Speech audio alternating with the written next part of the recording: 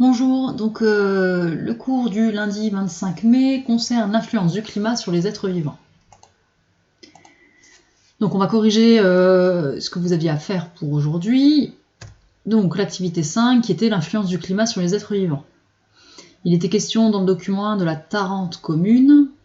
Donc la Tarente commune vit dans un climat de type méditerranéen où les températures peuvent atteindre 30 degrés dans la journée.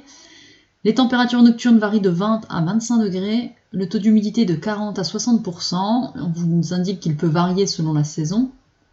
Et ce gecko passe une partie de l'hiver dans une sorte d'hibernation plus ou moins longue selon le climat. Donc vous avez la photo de la Tarente commune ici, donc qu'on appelle aussi gecko, et vous avez peut-être déjà vu dans le sud de la France, ça se cache derrière les meubles et ça a tendance à sortir la nuit pour manger les insectes dans les maisons. Donc on vous disait d'après les données de l'activité 4, donc on a fait la semaine dernière, relative à 3 climats français, expliquer pourquoi cet animal est considéré comme une espèce méditerranéenne. Donc si on regarde une partie de l'activité 4, on avait ce petit tableau-là qui concernait les normales annuelles de Perpignan, qui est sous un climat méditerranéen. Donc les températures minimales, donc c'est ce qu'on rencontre en hiver, 11,4 degrés, maximale 20,1 degrés, donc je vous rappelle ça c'est une moyenne sur la journée, sur la journée et également la nuit, donc ça peut monter bien plus haut, donc comme ça peut monter bien plus haut, les 30 degrés ils sont atteints. Les températures nocturnes varient de 20 à 25 degrés, donc là quand on est dans les maxis en été, on voit bien qu'elles varient de 20 à 25 degrés. Cet animal-là, il faut savoir qu'en hiver, il va rentrer dans une hibernation, on vous dit. Donc, avec les températures minimales vont pas trop le déranger. Et le taux d'humidité est de 40 à 60%, donc là, c'était assez difficile à voir, mais les précipitations dans le sud de la France, elles sont pas abondantes, et on avait vu que elles étaient plutôt abondantes à l'automne, au printemps également, mais en été, c'était plutôt sec. Donc 40%, donc un taux d'humidité de 40%, c'est pas très humide. Donc on a bien une espèce de climat méditerranéen. Donc on pouvait noter. Les températures et l'humidité auxquelles est habitué le gecko sont des facteurs climatiques que l'on trouve sous un climat méditerranéen. Il est donc plus adapté à ce climat. Ensuite, le document 2 et le document 3 concernaient le mélèze. Donc le document 2, je suis un arbre de montagne, je pousse entre 1200 et 2400 mètres d'altitude. En dessous de 400 mètres, je suis souvent accompagné du pin sylvestre, tandis que le pin sambro me tient compagnie au-dessus de 2000 mètres. En moyenne montagne, je me plais à décorer le versant nord, Lubac, tandis qu'en haute montagne, pas de distinction, je pousse sur les deux versants. Ce que j'aime, avoir les pieds au frais et la tête au soleil sur Lubac. Je suis un conifère particulier, je perds mes aiguilles en hiver. Et vous aviez le document 3 qui concernait les étages de la végétation en montagne.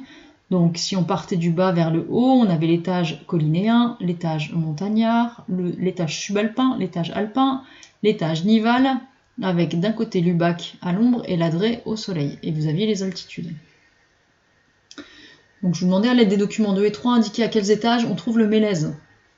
Donc il suffisait de regarder les valeurs, et puis de regarder ces étages ici. Donc on avait les étages subalpins et alpins, pour 1200 et 2400 mètres d'altitude, et parfois collinéen, on vous dit qu'on peut le trouver sous 400 mètres d'altitude. Donc on ne le trouve pas notamment en étage nival. Ensuite, préciser le versant de la montagne où l'on retrouve le plus fréquemment le mélèze. Alors on vous dit qu'il n'y a pas vraiment de distinction en haute montagne, mais il préfère quand même être à Lubac. Donc sur Lubac, le versant à l'ombre. Alors on parle du versant nord également. Donc, dans le cours, on va noter un grand 3, influence du climat sur les êtres vivants. On va noter que les animaux et les végétaux ne vivent que sous des climats adaptés à leurs conditions de vie et leur capacité à supporter les températures et l'humidité d'un endroit donné. Par exemple, le gecko ne vit que sous un climat méditerranéen et le mélèze préfère le climat montagnard. Alors, concernant les animaux, ils ont des facilités à se déplacer, donc le gecko, à moins de le trouver dans un zoo, vous le trouverez vraiment que sous des climats méditerranéens.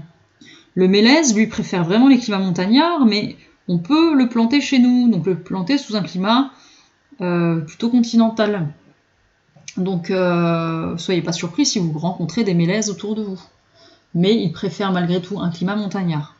Donc ça, c'est du fait que le végétal ne peut pas se déplacer. Alors il y a des végétaux qui ne peuvent pas se déplacer, qui ont vraiment du mal à s'adapter, qui végètent et qui finissent par mourir quand on les installe quelque part. Hein. Donc le mélèze, c'est pas son endroit naturel chez nous, mais on peut le retrouver quand même. Alors pour ce jeudi 28 mai, je vous demande de me faire la conclusion du chapitre. Alors pour ça, vous allez me prendre chaque partie et me la résumer. Donc on avait vu les paramètres climatiques, donc vous me faites un petit résumé de cette partie-là. Donc on l'avait séparé en plusieurs éléments, donc notamment les températures, les précipitations et les diagrammes. Donc vous me faites une phrase qui reprend les 3 parties qu'on a vues là. Ensuite on a vu les climats français, donc là pareil, vous me faites une petite phrase et vous parlez notamment du climat qu'on rencontre en Moselle. Et enfin, l'influence du climat sur les êtres vivants, bon, on n'a pas dit grand-chose, donc là vous pouvez reprendre à peu près la même phrase qu'on a vue dans le texte.